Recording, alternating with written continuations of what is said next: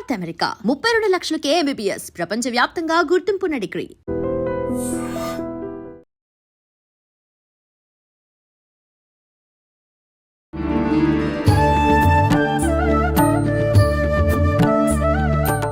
నమస్కారం, welcome to I dream. ధర్మ మార్గం విత్ విజిత కార్యక్రమానికి స్వాగతం. ప్రస్తుతం మనతో పాటు ఉన్నారు ప్రముఖ జ్యోతిష పండితులు, ఆధ్యాత్మికవేత్త మారెళ్ళ రవిశాస్త్రి గారు. ఇప్పుడు వారితో మాట్లాడి మరిన్ని విషయాలు తెలుసుకుందాం. నమస్తే అండి. నమస్తే. శరన్నవరాత్రులు ప్రారంభం అవబోతున్నాయి మనకు మరికొద్ది రోజుల్లో. సాధారణంగా ఒక్కొక్కరు ఒక్కొక్క విధానాన్ని ఆచరిస్తూ ఉంటారు ఈ శరన్నవరాత్రుల్లో. అంటే పూజలు ఇలాంటి విధి విధానాలు ఆచరించలేము, మాకు అంటే అమ్మవారు అనగానే నియమనిష్టలతో ఉండాలి, అవన్నీ మేము చేయలేము, కానీ మాకు ఏదో ఒక రకంగా సింపుల్గా ఆ విధానాలు ఆచరించే రకంగా ఏదైనా మంత్రం కానీ జపం కానీ ఉంటే వివరించండి అనే వాళ్ళు కూడా ఉంటారు. అలాంటి విధానం ఏదైనా ఉంటే తెలియజేయండి. ఓం శ్రీ గురుభ్యో నమః. ఓం శ్రీ మహాగణాధిపతే నమః. శరన్నవరాత్రుల్లో మనకి అందరికీ అంటే చిన్న పెద్ద అని లేకుండా అందరూ పాటించేటటువంటి దసరా నవరాత్రులు. ఎందుకు అంటే దసరా నవరాత్రులు అనేది మామూలుగా అనేక నవరాత్రులు ఉన్నాయి. దీనికి ఎందుకు అంటే అందరికీ తెలుసు బాగా. ఎందుకంటే మొట్టమొదటిగా చిన్న వయసులో తెలిసేది స్కూల్స్కి హాలిడేస్ వస్తాయి, అలాగే 3 నెలల పరీక్షలు అయిపోతాయి, ఆ తర్వాత సెలవులు వచ్చేది దసరా నవరాత్రులు. అలా ఆ స్టేజ్ నుంచి శాక్తేయ సాంప్రదాయాన్ని ఎవరైతే పాటిస్తూ ఉంటారో, మనకు ఉన్నటువంటి 6 సాంప్రదాయాల్లో శాక్తేయ సాంప్రదాయం అంటే అమ్మవారిని కొలిచే వాళ్ళకి చాలా ముఖ్యమైన రోజులు నవరాత్రులు. ఈ నవరాత్రులు దీక్షగా నవావర్ణ పూజ చేసేవాళ్ళు, ఈ నవరాత్రుల్లో అమ్మవారి ఉపాసన చేసేవాళ్ళు, ఈ నవరాత్రుల్లో అనేక విధాలుగా వారి వారి పద్ధతుల్లో వారికి ఉన్నటువంటి దీక్షలు వారికి ఉన్నటువంటి దాన్ని బట్టి చేసేవాళ్ళు. ఈ 9 రోజులు చండీ హోమాలు చేసేవాళ్ళు, అలాగే ఈ 9 రోజులు ఒక్కొక్క రోజు ఒక్కొక్క దేవతకి హోమం చేసేవాళ్ళు, ఒక్కొక్క రోజు ఒక్కొక్క దేవతా రూపంతో అలంకరణ చేసేవాళ్ళు, అలాగే ఒక్కొక్క సిద్ధి దేవతలు ఉంటారు, ఆ సిద్ధి దేవతలతో పూజలు చేసేవాళ్ళు. ఇట్లా అనేక పద్ధతులు మనకున్నాయి. ఇవన్నీ కూడా వారి సాధనా మార్గంలో ఉన్న వారికి, సాధనా పరంగా వెళ్ళే వారికి చాలా చాలా అద్భుతంగా వారి సాధన చేసుకుంటారు. వారికి మనం ప్రత్యేకంగా చెప్పే అంత ఇది అవసరం లేదు, అంత స్థాయి కూడా మనకు లేదు. ఎందుకు అంటే వారి గురు పరంపరలో ఉంటారు కాబట్టి వారికి ఆ గురువు దించే మొత్తం కావాల్సిన జ్ఞానము, ఉపాసన, దీక్ష వస్తుంది కాబట్టి ఉంటుంది. మనం ఎవరిని ఉద్దేశించి అంటే సాధారణంగా ఉన్నటువంటి వ్యక్తులు, ఏమీ తెలియని వ్యక్తులు సర్వసాధారణంగా ఏమి చేసుకోవచ్చు అంటే ముఖ్యంగా కొద్దిగా విద్వత్తు ఉండి కొద్దిగా బాగా చదవగలరు, బాగా ప్రాక్టీస్ చేసుకోగలరు అన్నవారు లలితా సహస్రనామాన్ని ఆ 9 రోజులు కనీసం రోజుకు ఒకసారైనా చేసుకోవడం ఉత్తమం. అమ్మవారికి ధూపదీప నైవేద్యాలు ఇచ్చుకుంటూ లలితా సహస్రనామం కనీసం ఒక్కసారి, కుదిరితే 3 సార్లు అలా చేసుకోవడం మంచిది.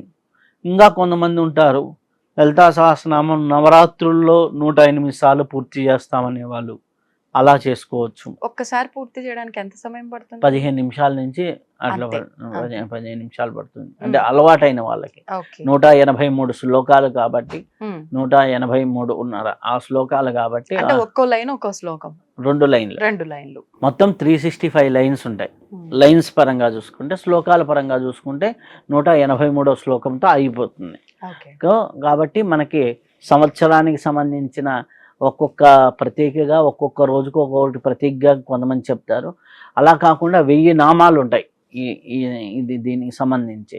ఒక్కొక్క నామాన్ని తీసుకొని చేసే వాళ్ళు ఉంటారు, శ్లోక పారాయణంగా చేసేవాళ్ళు ఉంటారు, దాంట్లో కొన్ని బీజాక్షరాలు ఉంటాయి, అలా కలుపుకొని చేసేవాళ్ళు ఉంటారు. ఇలా అనేక పద్ధతులు ఉన్నాయి. సింపుల్గా చెప్పుకోవాలంటే అందరికీ అవైలబుల్గా ఉంది యూట్యూబ్లో. మనకి లలితా సహస్రనామం అని కొట్టంగానే శ్రీమాత, శ్రీ మహారాజ్ఞి, శ్రీమత్ సింహాసనేశ్వర అని దగ్గర నుంచి మొదలుకొని హ్యాపీగా మనకు ఉన్నాయి. కాబట్టి ఇది ఎవరైనా ఇట్లా చేయవచ్చు. లేదు మాకు ఇంకా అంత అవకాశం కూడా లేదు, మేమేదో సాఫ్ట్వేర్ ఇంజనీర్లో లేకపోతే ఎక్కడో ఉంటాం, ఏదో ఉద్యోగంలో ఉంటాం అనేసి ఉంటే మీకు ఎటువంటి ఇబ్బందులు అంటే పూజకి పనికిరాని ఇబ్బందులు కొన్ని ఉంటాయి. ఆ ఇబ్బందులు తప్ప మిగిలిన రోజుల్లో ఎప్పుడైనా సరే ఓం శ్రీ మాత్రే నమః, ఓం శ్రీ మాత్రే నమః. ఇంకా బాగా తెలిసిన వాళ్ళు, లలితా సహస్రనామం తెలిసిన వాళ్ళు అక్కడ 3 బీజాక్షరాలు ఉంటాయి. ఆ 3 బీజాక్షరాలు కలుపుకొని కూడా చేసుకోవచ్చు. అది గురువు దగ్గర నుంచి చెప్పించుకుంటే ఇంకా మంచిది అన్నమాట. ఓం ఐం హ్రీం శ్రీం శ్రీ మాత్రే నమః ఉంటుంది కాబట్టి అది గురువు ద్వారా చెప్పించుకొని బీజాక్షరాలు చేసుకుంటే మంచిది. లేదా ఓం శ్రీ మాత్రే నమః, శ్రీ మాత్రే నమః అనేది చాలా మంది కూడా మనకి ఆ పదాన్ని చెప్తూ ఉంటారు. శ్రీ మాత్రే నమః అనేది కానీ బాగా చేస్తూ ఉంటే వీరికి కావాల్సినటువంటి శ్రీంకార తత్వం అంటే ఏదైతే ఉంటుందో వాళ్ళకి కావాల్సిన వనరులన్నీ ఏర్పడుతూ ఉంటాయి. రోజుకు 1 గంట 1 గంటన్నర చేసుకొని ఆ 9 రోజుల్లో ఇంకా 1,25,000 సార్లు చేయగలిగితే ఇంకా మంచిది. 1,25,000 సార్లు అంటే రోజుకు 1 గంటన్నర చేస్తే రోజుకు 10,000 పైన అవుతాయి. ఆటోమేటిక్గా 1,25,000 సార్లు అవుతాయి. అట్లా సాధనాపరంగా చేసుకుంటే మంచిది. జపం అనొచ్చా?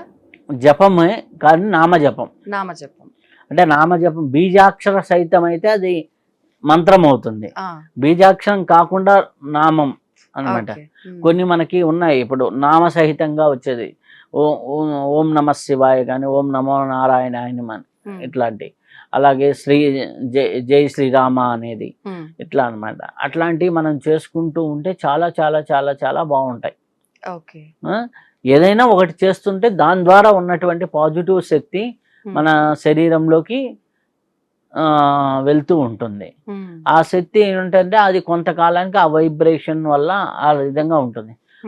ఇది ఏమవుతుంది అంటే శ్రీమాత్రే నమః అని చేస్తూ చేస్తూ చేస్తూ ఉండగా మనకి గ్రహాల్లో నవగ్రహాల్లో శుక్రతత్వం అనేది బాగా డెవలప్ అవుతుంది. శుక్రుడు యొక్క తత్వం అంటే శుక్రుడు అంటే మన శుక్రుడే సుఖాన్ని ఇచ్చేవాడు, ఎంజాయ్మెంట్ని ఇచ్చేవాడు, ఎంటర్టైన్మెంట్ని ఇచ్చేవాడు, ఫ్యామిలీ లైఫ్లో దాంపత్యాల్ని జీవితాన్ని బాగా చేసేవాళ్ళు. ఎవరికైనా జాతకంలో శుక్రుడు బాగలేడంటే మనం శక్తిపీఠాలకు వెళ్ళి పూజ చేసుకోండను, లలితా సహస్రనామం పారాయణ చేసుకోండను అని చెబుతూ ఉంటాం. సో అలా మనం చెబుతున్నప్పుడు ఆటోమేటిక్గా ఇది మనకి చాలా చాలా ఉపయోగపడుతూ ఉంటుంది. అయితే మనకి ఇట్లా చేసుకుంటూ ఉండొచ్చు. ఇప్పుడు ఈ నామజపం అందరూ చేయడానికి అర్హులేనా? ఇప్పుడు కొంతమంది ఎవరైనా చనిపోయి ఇంకా సంవత్సరం తిరగని వాళ్ళు, అటువంటి ఇళ్లలో ఉన్న వాళ్ళు ఇది నామజపమే పూజ కాదు కాబట్టి చేసుకోవచ్చా? అంటే వారి వారి పద్ధతులు ఉంటాయి, కుటుంబ పద్ధతులు ఉంటాయి. మనకు వచ్చిన తిప్పలు ఏంటి అంటే సాంప్రదాయం ఒకటి ఉంటుంది, వాళ్ళ ఇంట్లోకి వెళ్ళేసరికి ఏదో పూజారి ఏదో రకంగా మార్చేస్తారు. మార్చేసినప్పుడు ఇది మా ఇంటి ఆచారం అంటారు. సో వాళ్ళకి మనం ఏం చెప్పలేం. సర్వసాధారణంగా సంవత్సర సూదకము అంటే 13వ రోజు, ఎప్పుడైతే చనిపోయిన 13వ రోజు ఏదైతే కార్యక్రమాలు అయిపోతాయో ఆ రోజు నుంచి వాళ్ళు నిత్య ధూపదీప నైవేద్యాలు హ్యాపీగా చేసుకోవచ్చు. సంవత్సర శోధకం అనేది కొన్నిటికి మాత్రమే, కొన్ని కొండలు ఎక్కకూడదు, ఇప్పుడు వెంకటేశ్వర స్వామి దగ్గర దాకా వెళ్ళకూడదు, కొండలు ఎక్కకూడదు, ఇలాంటి ఉత్సవాల్లో కంకణం కట్టుకొని చేసే పనులు కొన్నిటికి మాత్రం నియమాలు ఉన్నాయి. అట్లా హోమాలు ఇట్లాంటి వాటికి చెప్పారు. కానీ నిత్యం మనం చేసుకునే వాటిని ఇంట్లో దీపారాధన చేయొద్దని, కొంతమంది అయితే సంవత్సర కాలం దీపారాధన చేయకూడదంట అని అనేసి అంటారు. మనసులో కూడా స్మరించుకోవద్దు అనుకునే వాళ్ళు కూడా అంత మూర్ఖత్వం పనికి రాదు. ఏంటంటే మనం నిత్యం దీపధూప నైవేద్యాలకి అంటుపోయిన దగ్గర నుంచి ఎటువంటి ప్రాబ్లం లేదు, హ్యాపీగా చేసుకోవచ్చు. ఇది కూడా ఎటువంటి ప్రాబ్లం లేదు, హ్యాపీగా చేసుకోవచ్చు. అయితే ఇక్కడ చిన్నది ఏంటి అంటే అమ్మవారిది కాబట్టి, నవరాత్రులు కాబట్టి చాలా శక్తివంతంగా ఉంటుంది కాబట్టి ప్రకృతిలో ఉపాసన చేసుకుంటూ వెళ్తూ ఉంటే చాలా చాలా బాగుంటుంది వారి జీవితాల్లో. ఇప్పుడు మీరు అన్నట్టు ఇంత సంఖ్య 1,00,000 జపం చేసుకుంటే మంచిది అన్నారు. పోనీ 1,00,000 కాదు, ఇంత పలానా ఒక్కసారి చేసినా గానీ ఫలితం వస్తుంది కాదు. అంటే ముందు సంకల్పం నేను ఇంత చెయ్యాలి అని చెప్పి అనుకున్నారనుకోండి ఎవరైనా ఆడవాళ్ళు, ముందు ఒక 5 రోజులు 6 రోజుల వరకు కొంత సంఖ్య కంప్లీట్ అయింది, మిగతా 3 రోజులు మిగిలి ఉంది, ఇది ఈ రోజులు చేస్తే కంప్లీట్ అవ్వాల్సింది ఉంది, కానీ అప్పుడు వీలు పడలేదు వాళ్ళకి, అప్పుడు అది ఏం చేయొచ్చు అంటారు? తర్వాత కంటిన్యూ చేసుకోవచ్చు, హ్యాపీగా చేసుకోవచ్చు, ఇబ్బంది ఏమీ లేదు. అమ్మవారు ఎప్పుడూ కూడా అమ్మ అనేవారు చెయ్యాలి చదవాలి అంటారు, కానీ కొద్దిగా మార్కులు తగ్గితే ఏమంటుందమ్మా మళ్ళీ చదువు అంటారు తప్పితే మనం పెట్టుకున్న సంఖ్యలు ఇవి, మనకి విధించుకున్నాయి. మనం చేస్తూ ఉంటే ఎక్కడో ఒక చోట మనకి ఆటోమేటిక్గా ఉంటుంది. అంటే ఇందనక శుక్రుడు గురించి చెప్తూ ఉన్నాను. అప్పుడు అంటే ఏంటంటే మనకి ఎప్పుడైతే శుక్రతత్వం బాగా పెరిగిందో పెరుగుతుంది. మనకి ఫేస్లో ఉన్నటువంటి ఏరియాలు బాగుంటాయి. అంటే గ్లోగా కలర్ఫుల్గా ఉంటాయి అన్నమాట. So okay. మన ఫేస్ గ్లో కూడా మన సౌందర్యానికి కూడా ఉమ్. అధిపతి శుక్రుడు.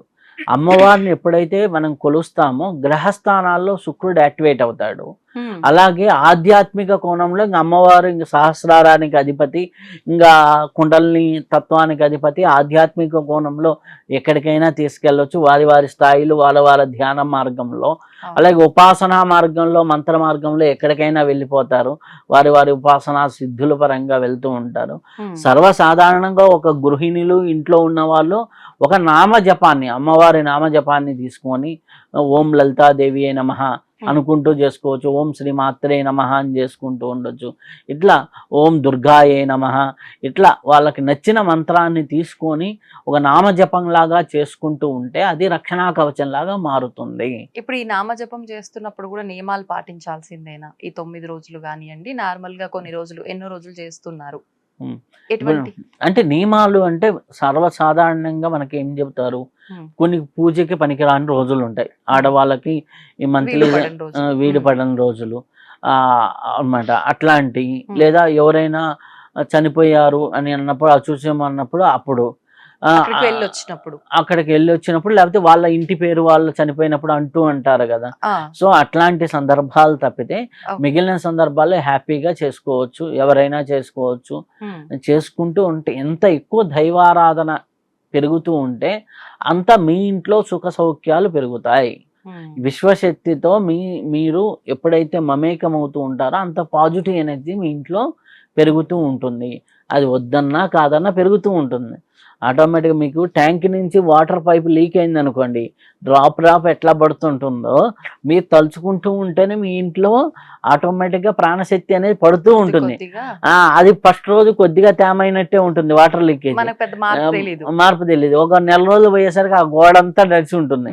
అలానే మంత్రజపం కూడా నీలో పాజిటివ్ శక్తి ఫస్ట్ రోజు 1000కో 2000కో ఏం తేడా తెలియదు. 1,00,000 అయిపోయేసరికి అబ్బా ఎవరైనా వచ్చి నీ ఫేస్ కలగా ఉంది, ఏం చేస్తున్నావు అనే దగ్గర నుంచి మొదలయ్యి అబ్బా నీకు అంతా కూడా హ్యాపీగా జరిగిపోతుంది. మనం రోడ్డు మీదకి రాగానే మనకు కావాల్సిన వెహికల్ దొరకటం, మనకు కావాల్సిన ఆటోలు దొరకటం, మనకి ఎక్కడైనా కంఫర్టబుల్గా వెళ్ళటం ఇట్లా జరుగుతూ ఉంటుంది.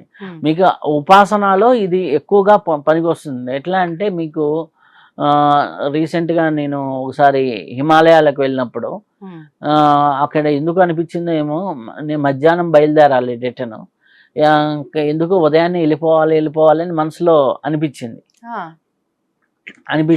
టక్మని బయలుదేరాము, వచ్చేసిన తర్వాత మళ్ళీ ఎయిర్పోర్ట్కి, డెహ్రాడూన్ ఎయిర్పోర్ట్కి వచ్చి కూర్చున్న తర్వాత మేము ఎవరైతే వెహికల్ తీసుకెళ్ళామో ఆయన వచ్చి, ఆయనకి ఏదో మనీ ఇవ్వాల్సి ఉంటే ఇస్తున్నా. డ్రైవర్ ఫోన్ మనం వచ్చిన తర్వాత సార్ ఒక అర్ధగంట కల్లా ఈ కొండ చర్యలు పడి ఇప్పుడు అందరూ బ్లాక్ అయ్యారంట అన్నారు. అది ఎందుకు అనిపించింది లోపల? పాజిటివ్ ఆరా ఉండటం వల్ల అది పాజిటివ్ అంటే కొంత హింట్, మనకు ఇంట్యూజన్ అంటారు.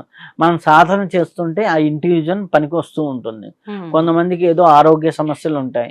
ఆరోగ్య సమస్యలు ఉన్న వాళ్ళకి ఇంట్యూజన్ చెబుతూ ఉంటుంది, ఒరే బాబు నీకేదో బాగాలేదు ఒకసారి చూపించుకోరా అని. అట్లా పోయి చూపించుకున్నారు అనుకోండి, ఏమవుతుంది, ఆటోమేటిక్గా సెట్ అవుతుంది. అది సీరియస్ అయ్యి సివియర్ అయ్యేదానికంటే. సో ఇవన్నీ కూడా మనకి భగవంతుడు మనకి మార్గాన్ని చూపుతూ ఉంటాడు. లేదు అనుకోండి, మనం జపం చేస్తున్నాం, మనకు అంత ఇంట్యూజన్ పవర్ రాలా, ఎవడో ఆ సమయానికి ఒకడు వస్తాడు, డాక్టరో బోటరో, కళ్ళు అమ్మ మీకు ఏంటమ్మా కళ్ళు తిరుగుతున్నాయా, బీపీ తగ్గువైనట్టుంది, ఒకసారి చూపించుకోమని ఇట్లా ఫిజికల్గా కూడా చెప్తూ ఉంటారు. ఇట్లా మనము దైవిక శక్తితో మమేకమైనప్పుడు ఆటోమేటిక్గా చాలా చాలా అద్భుతాలు జరుగుతూ ఉంటాయి. చాలా మంచి ఫలితాలు రావటం అనేది జరుగుతూ ఉంటుంది. నవరాత్రులు దానికి ఉపయోగించుకుంటూ ఉంటే చాలా మంచిగా, అంటే చాలా అద్భుతంగా ఉంటుంది. లలితాతత్వాన్ని ఎవరైతే ఆరాధన చేస్తారో వాళ్ళలో లాలిన్యత అనేది పెరుగుతూ ఉంటుంది. వాళ్ళ ఫేస్ను చూసినప్పుడు అబ్బా అమ్మ అనే ఫీలింగ్ కలుగుతూ ఉంటుంది. ఆ ఫీలింగ్ ఎవరి మీద అయితే కలుగుతుందో వాళ్ళు సాధన చేసినట్టు. ఓకే. వాళ్ళ ఫేసులు చూస్తేనే ఉంటుంది. ఇప్పుడు కాళీ తత్వాన్ని ఆరాధన చేశారనుకోండి, వాళ్ళ ఫేస్ చూస్తే ఉగ్రంగాను కొద్దిగా బ్లాక్ షేడ్ గాను ఉంటుంది. అంటే అందరికీ కాదు, దాంట్లో శ్వేతకాళి అని ఇట్లా ఉన్నాయి మళ్ళీ డిఫరెన్స్. అలా అనమాట. కాళీ అమ్మవారిని ఎవరైతే ఆరాధన చేస్తారో వాళ్ళ మాట తీరు ఉగ్రంగా ఉంటుంది. నరసింహస్వామిని ఆరాధన చేశారో వాళ్ళ మాట తీరు గంభీరంగా ఉంటుంది. ఇలా వాళ్ళ చేసే దేవతని బట్టి వాళ్ళ స్వభావాలు మారుతాయి. అలా మనకు ఉంటూ ఉంటుంది అనమాట. కాబట్టి ఈ నవరాత్రుల్లో అందరూ సద్వినియోగపరచుకుంటే చాలా మంచిది. మరి పిల్లల విషయానికి వస్తే చదువుకునే విద్యార్థులు అనుకోండి, ఈ నవరాత్రులను ఏ రకంగా ఉపయోగించుకోవచ్చు అంటారు? పిల్లల విషయానికి వచ్చేసరికి మనకి నవరాత్రుల్ని ప్రత్యేకించి ఓం ఐం సరస్వతి నమః సింపుల్గా, లేకపోతే ఓం సరస్వతి నమః, ఓం ఐం సరస్వతి నమః ఇట్లా ఐం బీజంతో కలుపుకొని పిల్లలు ఓం ఐం సరస్వతి నమః అని అనుకుంటూ ఉంటే ఆటోమేటిక్గా చదువు మీద ఫోకస్ పెరుగుతుంది. ఐం అనే బీజం సరస్వతి తత్వాన్ని, అది ఎవరైతే ఐం ఐం ఐం ఐం ఐం అని చేసుకుంటూ ఉంటారో వారికి ఏమవుతుంది అంటే ఆటోమేటిక్గా మైండ్ పవర్ అనేది పెరుగుతుంది, స్ఫురణాశక్తి పెరుగుతుంది. స్ఫురణాశక్తి అంటే జ్ఞాపక శక్తి, జ్ఞాపకం ఉంటుంది, ఎప్పుడో జ్ఞాపకం రావటం కాదు కదా. ఇప్పుడు నేను ఇది మాట్లాడుతున్నా లోపల ఆ స్పాంటేనియస్ గా ఆ టయానికి రావాలి. ఇప్పుడు ఎగ్జామ్ లో ఆ క్వశ్చన్ కి ఆన్సర్ రాయాలి, ఆ క్వశ్చన్ కి ఆన్సర్ గుర్తు రాలేదని వాడు అక్కడ పెన్ను పొడుచుకుంటూ ఒక 5 నిమిషాలు ఆగాడు అనుకోండి, ఏమవుతుంది? స్ఫురణాశక్తి తగ్గిపోతుంది. మనం శ్వాస పుస్తకం గురించి మాట్లాడుతున్నప్పుడు కూడా రైట్ ఇన్ రైట్ అవుట్ ప్రాణాయామం ఉన్నప్పుడు కూడా స్ఫురణాశక్తి పెరుగుతుంది మనకి స్వరయోగం ప్రకారం. అదనమాట. ఆ ప్రాణాయామమో లేకపోతే మంత్రమో ఏదో ఒకటి పట్టుకొని చేసుకుంటూ ఉంటే ఆటోమేటిక్గా ఫలితాలు వస్తాయి. మరి ఇప్పుడు చాలా మంది ఆర్థిక పరంగా అంటే ఫైనాన్షియల్ గా చాలా ఇబ్బందులు పడుతుంటారు.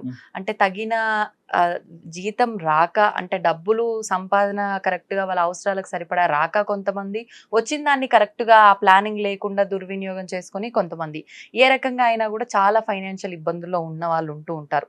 అటువంటి వారు ఇలాంటి ఇంపార్టెంట్ డేస్ ఏమైనా వచ్చినప్పుడు మేము దీన్ని ఎలా ఉపయోగించుకోవచ్చు అని ఎదురు చూసే వాళ్ళు కూడా ఉంటారు. అటువంటి వారి కోసం కూడా ఏదైనా విధానం ఉంటే వివరించండి. ఆర్థికంగా మనకి చెప్పింది మనకి చూసుకుంటే ఎవరైనా సర్వసాధారణంగా చూసేది కూడా అందరికీ తెలిసిన విషయమే కనకధారా స్తోత్రం. కనకధారా స్తోత్రం ఒకసారి పారాయణ చేయడానికి హార్డ్లీగా ఒక 5-6 నిమిషాలు పడుతుంది. ఆ కనకధారా స్తోత్రాన్ని ఎవరైతే తీక్షణంగా నవరాత్రుల్లో 1100 సార్లు చేయగలుగుతారో చాలా అద్భుతమైన, రోజుకు 108 సార్లు పారాయణ చేసుకోగలిగితే చాలా మంచిది. ఎందుకంటే దానికి 4 to 4.5 hours టైం పడుతుంది. లేదు ఈ 1100 అంతా కుదరదు, 108 సార్లు అయినా 11 రోజుల్లో 108 సార్లు అయినా చేసుకుంటే చాలా అద్భుతమైన ఫలితాలు వస్తాయి. ఈ 11 రోజులతో సంబంధం లేదు, ఈ నవరాత్రులతో సంబంధం లేదు, నవరాత్రులతో సంబంధం లేదు. నేను 1100 కాదు, లేకపోతే నేను కంటిన్యూగా చేసుకుంటాను, కుదిరినంత వరకు నవరాత్రుల్లో చేసుకొని కంటిన్యూషన్ గా చేసుకోవచ్చు, అలాగైనా చేసుకోవచ్చు. కనకధారా స్తోత్రాన్ని ఎవరైతే నిత్యం పారాయణ చేస్తూ ఉంటారో, కనకధారా స్తోత్రాన్ని ఎవరైతే బాగా స్పష్టంగా చేసుకోగలుగుతారో అక్షర దోషాలు లేకుండా, వారికి లక్ష్మీదేవి కరుణా కటాక్షం అనేది కలుగుతూ ఉంటుంది. దానికి ఏంటి అంటే ఎగ్జాంపుల్స్ కూడా చెప్తాను. నాకు తెలిసిన ఒక అమ్మాయి ఉంది. ఆ అమ్మాయి ఏంటి అంటే కనకధారా స్తోత్రం అనేసి ఫస్ట్ చిన్నగా మొదలుపెట్టింది. మొదలుపెట్టి ఆ చిన్నగా చేసుకుంటూ వచ్చి ఆ అమ్మాయి ఏదో సాఫ్ట్వేర్ ఇంజనీర్ చేస్తూ ఉంటుంది. ఏదో పొరపాటున ఆన్లైన్లో ఏదో ఆర్డర్ ఇస్తే 1 పెట్టబోయి 10 పెట్టింది. డ్రెస్సులు 10, ఒక డ్రెస్ పెట్టబోయి 10 డ్రెస్సులు ఏదో పెట్టింది పొరపాటున. క్రెడిట్ కార్డ్ నుంచి పే చేసింది, అయిపోయింది, వచ్చినాయి. సో మిగిలిన 9 డ్రెస్సులు ఏం చేయాలి? Same colour, same size. అర్థమైంది కదా. సో అప్పుడు ఏం చేసింది, అదే మళ్ళీ ఆన్లైన్లో రీసేల్ చేసింది. ఈ అమ్మాయి కొన్నదానికంటే కొద్దిగా ఎక్కువ రేటు పెడితే ఎలా ఉంటుంది, 9 సేల్ అయిపోయినాయి. దాంతో భగవంతుడు కనకధారా చేసిన తర్వాత ఇది ఒక ఐడియా తట్టింది, అమ్మాయి చేసింది. చేసి ఎలా వచ్చిందంటే అమ్మాయి రోజు 2 గంటల కనకధారా చేయటం మొదలుపెట్టింది. ఇప్పుడు ఏ లెవెల్కి వచ్చిందంటే 4.5 years ఒక హైదరాబాద్ ఎల్బీ నగర్లో ఓ 5 floors బిల్డింగ్ ఉన్నది. అంటే ఇంక ఈ బిజినెస్ కంటిన్యూ చేసింది. అట్లా సరదాగా కొంటూ దేంట్లో అయితే తక్కువ ఉంటాయి అవన్నీ కొంటాము, ఈ అమ్మాయి ఐడి మీద రీసేల్ చేయటం. Okay okay. అలా మొదలుపెట్టి ఇప్పుడు అన్ని బోటెక్కల నుంచి వాటి నుంచి డ్రెస్సులు ఉంటాయి కదా, అంటే అమ్ముడు బోని ఇవన్నీ మంచి కలర్ కాంబినేషన్ లో ఉన్నాయి అన్ని తెచ్చుకొని ఆమె దగ్గర పెట్టుకొని స్టాకు పంపిస్తుంటే రోజుకి 180-200 కొరియర్లు పంపిస్తుంది ఇప్పుడు. అలా ఒక పెద్ద బిజినెస్ అయింది. లాస్ట్ ఇయర్ 5 కోట్ల టర్నోవర్ అయిందని చెప్పింది. అర్థమైందా? కనకదార అమ్మాయి ఏం చేయటంలా, కనకదార దాన్ని పట్టుకొని రోజుకి ఆ అమ్మాయికి వీళ్ళు ఉన్నప్పుడు 24 సార్లు మొదలు పెట్టింది. అలా 24 సార్లు రోజు చేయటం దాదాపులో వచ్చేసి ఇప్పటికెంత 4 సంవత్సరాల నుంచి చేస్తుంది. ఆ అమ్మాయి ఫైనాన్షియల్ స్టెబిలిటీ ఎక్కడికి వెళ్ళింది, ఎటు నుంచి వస్తుంది ఏం తెలియదు అనమాట. అంటే నా దగ్గర జరిగిన ఒక ఎగ్జాంపుల్. ఇప్పుడు నేను బిఫోర్ లాక్డౌన్లో జరిగిన ఒక చిన్న యాక్సిడెంటల్ గా అమ్మాయి ప్లేస్ చేసింది. సాఫ్ట్వేర్ ఇంజనీర్, అప్పుడు 40,000కి ఏం పనిచేసేది. ఆ పని చేసే అమ్మాయి అట్లా చేసుకుంటూ వచ్చింది. ఇట్లా చేస్తూ ఒక 6 నెలలకు ఒక గ్రిప్ వచ్చింది అమ్మాయి. 6 నెలల తర్వాత ఏంది, ఇంకా దీంట్లోనే ఎక్కువ మనీ కనుక ఉద్యోగం మానేసి ఎక్కడెక్కడ కంప్లీట్ ఫోకస్ అనమాట, ఇటు అనమాట. సో ఎలా ఉంటుంది అమ్మవారు, ఏదో రకంగా చూపించేస్తుంది అనమాట. అట్లా మనకి తెలియదు ఏది ఎటు నుంచి ఆపర్చునిటీ వస్తుంది అనేది కూడా, మనకి ఆపర్చునిటీ ఎక్కడి నుంచి కూడా వస్తుంది అనేది కూడా తెలియదు. ఇంకొక ఆవిడ ఉంది. ఆవిడ ఏంటి అంటే వాళ్ళ ఇంట్లో ఏదో ఆ హస్బెండ్తో ఏదో గొడవ వచ్చింది, ఏదో వాళ్ళు డైవర్స్ అయ్యారు, ఏదో ఇబ్బంది అయిపోయింది. 2 కొడుకులు బీటెక్ చదువుతున్నారు. అంత అంటే పెళ్ళైన 20 సంవత్సరాల తర్వాత అయిపోయింది. వాళ్ళకేంటి కొన్ని అప్పులు ఉన్నాయి, ఏదో ఒక ల్యాండ్ ఉంది, దీంతో ఎలా చేయాలని వచ్చింది. ఆవిడ కూడా ఇట్లానే కనకదార ప్రారంభించింది. చేసుకోమని చెప్తే హ్యాపీగా చేసుకొని ఉంది. కరెక్ట్గా ఏమైంది, ఆమెకున్న ల్యాండ్ని ఇటు కన్స్ట్రక్షన్ అటు కన్స్ట్రక్షన్ వాళ్ళు ఎవరో కలుపుకోవాలని ఎక్కువ ప్రైస్, అంటే ఈమెకి అక్కడ 1 రూపీ కావాల్సిన చోట 2 రూపీస్, మోర్ దాన్ 2 రూపీస్. అంటే మీకు అర్థమైంది, అది 2 crores అమ్ముడు పోవాల్సిన ల్యాండ్ కాస్త 5 crores 20 lakhs ఇచ్చి తీసుకున్నారు. దాంతో పిల్లలకి అందరికి సెట్ అయిపోయేసి ఇప్పుడు హ్యాపీగా ఇండిపెండెంట్ హౌస్ కొనుక్కొని 2 ఫ్లాట్లు కొనుక్కొని హ్యాపీగా ఉంది. ఒక 3 ఏళ్ల పాటు కనకదారాన్ని ఎవరైనా స్పష్టంగా చేయగలిగితే రోజుకి ఒక 24 సార్లు అంటే గట్టిగా ఒక 1 hour 10 minutes పడుతుంది. అలవాటైన దాన్ని బట్టి 1 hour కాదు, 1.5 hour పైన పడుతుంది, 1.5 hour పడుతుంది. సో అట్లా ఎవరైనా చేయగలిగితే చాలా చాలా చాలా అద్భుతంగా జీవితం మారుతుంది. ఇది ఆర్థికపరమైన విషయాలకి నవరాత్రుల్లో కనకదార చేసుకుంటే చాలా చాలా మంచిది. సంతోషం అండి, నిజంగా చక్కటి ఉదాహరణ. ప్రతి ఒక్కరికి అంటే విన్న తర్వాత ఏదో జరుగుతుంది మేము చెయ్యాలి అనే ఆలోచన కన్నా చేస్తే ఖచ్చితంగా ఫలితం ఉంటుందనే నమ్మకంతో చేస్తే మాత్రం ఖచ్చితంగా అమ్మవారి అనుగ్రహం అయితే ఏదో ఒక రోజు ఉంటుంది వాళ్ళపైన అనేది అయితే అర్థమవుతుంది ఆ ఉదాహరణ వింటే. ధన్యవాదాలండి. And don't forget to subscribe to iDream. And for more videos, please subscribe to iDream. Please subscribe to iDream. Please subscribe iDream. And please subscribe to iDream. For more videos, subscribe to iDream. please like, share and subscribe to the channel. Congratulations, iDream. Subscribe to iDream. Subscribe to iDream. So subscribe to iDream Media. iDream ki iDream team andarki huge congratulations. Please subscribe iDream Media. Please subscribe to iDream. Subscribe iDream. Please subscribe to iDream. iDream అంటే నా కళల ఛానల్ను subscribe చేసుకున్న నోరు తిరుగుతలేదు, మీరైతే గంట గుర్తు కొట్టండి. For more such videos, please subscribe to iDream. Subscribe to iDream. Please subscribe to iDream. Please subscribe iDream Media. Please do subscribe to iDream. Please subscribe to iDream Media. For best entertainment and information, please subscribe iDream.